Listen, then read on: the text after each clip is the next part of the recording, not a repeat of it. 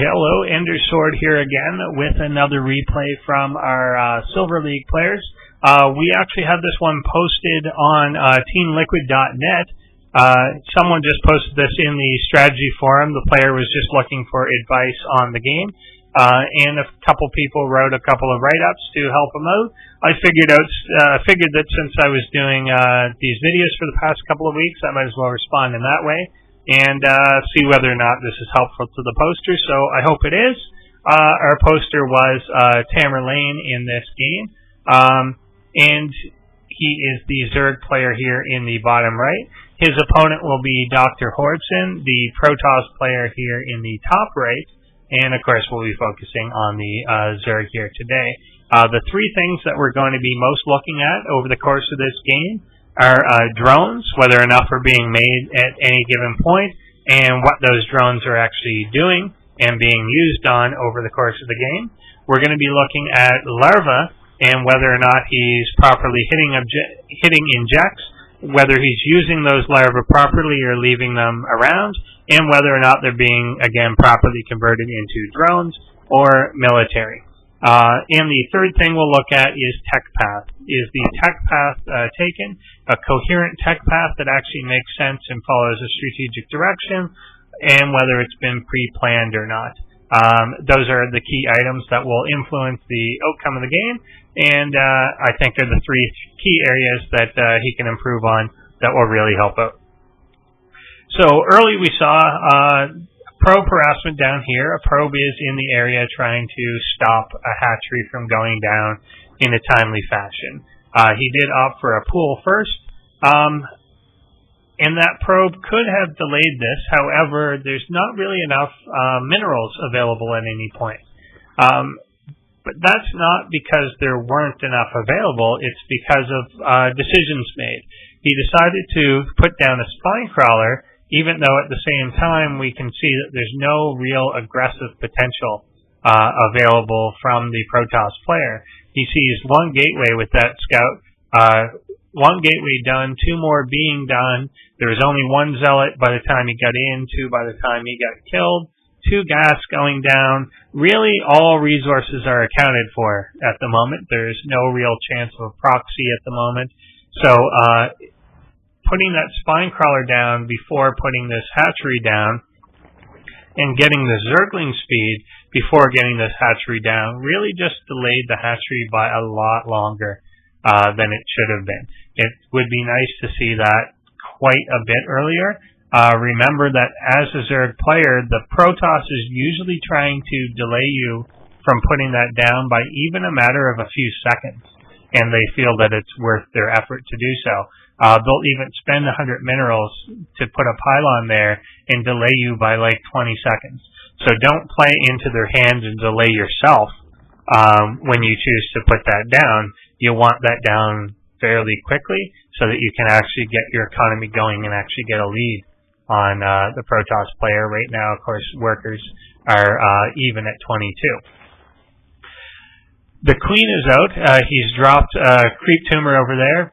Good enough to get that creep starting to go. That's something that you want to be keeping up during the entire course of the game. A lot of people do this initially and don't really get it going. But he delayed a lot in getting this inject down. We've already seen this early in the game that there's 40 energy stored up. If you're hitting those on time, then there shouldn't be more than a few, well, there should never be more than 25 energy, really, at any given time before you can actually hit your next one. Two spine crawlers did go down. It's a tiny bit excessive. You do have to remember that you're spending and wasting a drone on each of these that you're putting down. So in addition to one being gotten early, it's not necessary really to get two, given that you kind of knew that there wasn't a lot of aggressive potential in the Protoss. It was like a 3-gate attempt based on last scouting efforts. He couldn't really have more gates up at the moment. We get an interesting engagement here. The Protoss, I think this is his first day using force fields. He ends up cutting his own army in half, leads to a very easy surround, traps his own sentries, leaves his zealot up on the ramp. Just a disastrous engagement there. But it probably could have been dealt with the Lings to begin with. So the spine crawlers weren't totally necessary in that engagement. Lings and Queens probably could have held that off. He does make a decent counterattack here as the Zerg, going in, realizing that there's going to be no military really left, goes in, opts to attack the Nexus. The Protoss pokes down with a few sentries, realizes, oops, I'm going to get surrounded, and then walls himself into his own base with a force field to allow the Zerg player to kill the Nexus. That's, again, another interesting use of force fields to his own detriment. By the time he does get down there, too late, that's gone, and the Zerg can just skedaddle out of there. Back at home, again, we do want to see these larva injects being hit a lot more crisply. He's got the energy there, but it's not until he's kind of pulled back to safety that, oh yeah, I have to remember to do that. So you want to have that, you don't want to be missing them, really, at any point.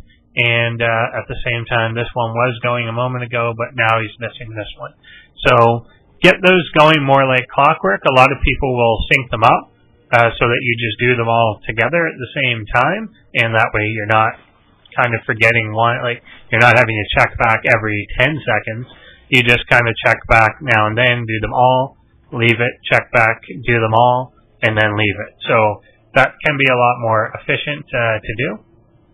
But the main note back in home base here is that we've got one gas extractor, empty geyser, empty geyser, empty geyser, and this one's not being mined off of.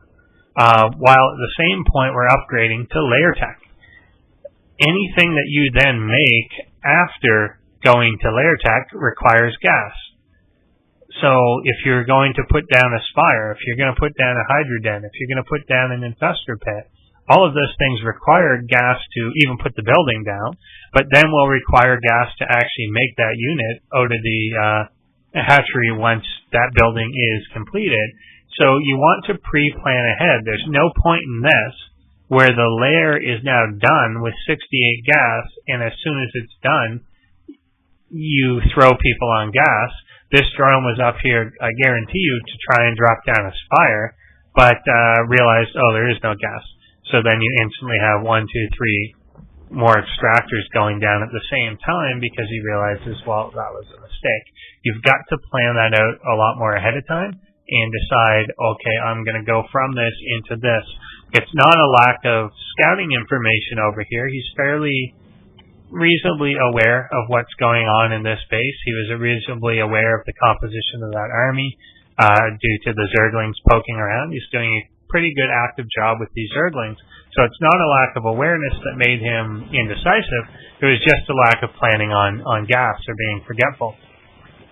And with 3,000-ish minerals there, you can't have 9 and 8 more larvae just sitting on the ground. You can't have 17 larvae not being used. That has to all either go into drones, go into military, go into something. With this many minerals available, he should be expanding again. He should be expanding, frankly, 2 or 3 times by now. From the early crushing of that small force, he's got pretty much carte blanche behind that. The spine crawlers early, which I thought are a bit overkill, I still do, are going to hold off anything in addition with these Lings. There's no reason, there's no way that he's going to run his army down here, given the map control that Zerg has at the moment. So instead of just taking this late, I would have liked to have seen about 4 or 5 minutes ago this go down. He should be on about his 4th or 5th base at the moment, given the amount of minerals he has and given the lack of pressure by Protoss. This is not scary at all in the least bit, and there's no real threat of something scary happening in the near future. So when they do that, take advantage. Get your economy just booming. Having 35 drones 15 minutes into the game as Zerg is just not good enough. You shouldn't even be in the ballpark as Protoss when you've been on 2 base the entire game, and they're just now really barely saturated on their second. So it's something that you've got to be more ahead of and more proactive in. We do see that the tech path ultimately chosen is the Spire and the Roach Warren. The Roach Warren could have gone down a lot earlier. It didn't even have to wait until layer tech. So he could have made that transition quite a bit earlier, and really, had he done so, this game probably would have been over by now. Just a few roaches in with that laying force would have completely wiped down, just knocked down the front door quite some time ago. But going into Mutas here, given that we've got a lot of sentries and a lot of stalkers out, and he is aware that this Twilight Council is there, you've got to expect Blink to be following out of that. So it's not necessarily the most logical transition.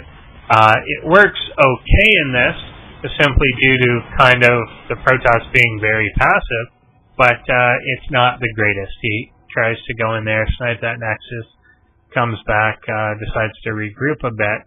But the Mutalisks just aren't going to contribute a whole ton at this point in the game. There are better tech paths that he could have chosen at the time, particularly given that he had neglected gas for so long.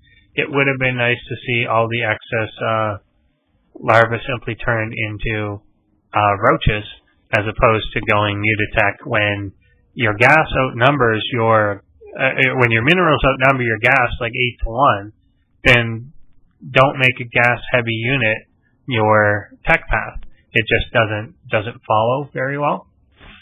He is able to snipe down this Nexus. Here I'll just point out that there's a lot of indecision in this. He should have just finished that off and then dealt with the army up here. Instead he pulls away, ends up splitting half his force, kind of single files them in. Got these ones lying around. There's not a lot of... If that was just more decisive, he could have just dealt with that, pulled back, maybe picked off a few units. He wasn't going to come out with all the lings or anything, but he could have done a little more damage. The third base down here is really not being used. It's just kind of there. No drones have been moved over, and in fact, he hasn't made another drone in about 7 minutes. So it's just not the place you want to be in. If you're going to take these economic places, then use them. It's just kind of, you're going to need it later in the game. You're starting to mine out your home. One of the patches is already gone already. So you want to be transferring drones over there and really be making drones that entire time. And certainly if you're going to put a queen, start injecting at that hatchery. It just kind of, you've got to keep these injected. That's 16 more larvae that you could be having every 30 seconds or so. You've just got to keep that a lot better. Mutas come around harassing. They are going to get Blunk on there. There is obviously Blink Stalkers out, so they're not going to do great in a full assault, although they can certainly skirt around, do a lot of harassment, and so forth. It's not that the Zerg is not ahead at this point in the game. He's certainly way ahead. The Protoss has been very passive the entire time, but it's the fact that it shouldn't even be close. This should have been over a long time ago. This could have been completely closed out with just a simple Roachling army or anything. Really just anything. If he had just spent the money that he's got stockpiled up here, then the force would just be so overwhelming he could just walk in the front door and take it. Ultimately, this engagement does happen. The Protoss wanders into it. Force fields, again, are not very helpful for what he was doing. He ends up move commanding a lot of his force during that and just gets overwhelmed here. He was behind by about 30 supply anyway. So we do see the Zerg ultimately clean this up. He did a good job keeping down the expansions during the game and making sure that Protoss didn't really get a strong economy going. But at the same time, the Zerg's biggest flaw was that he neglected his own economy and his own production during the entire game. So the keys to this, again, are that drones never get above 35, and they were at 35 at around 11 minutes in. Zergs out there, keep that in mind, always make them. Larvae should never be sitting on the ground, and when you choose a tech path, make sure that you've pre-planned the resources that you need to make units.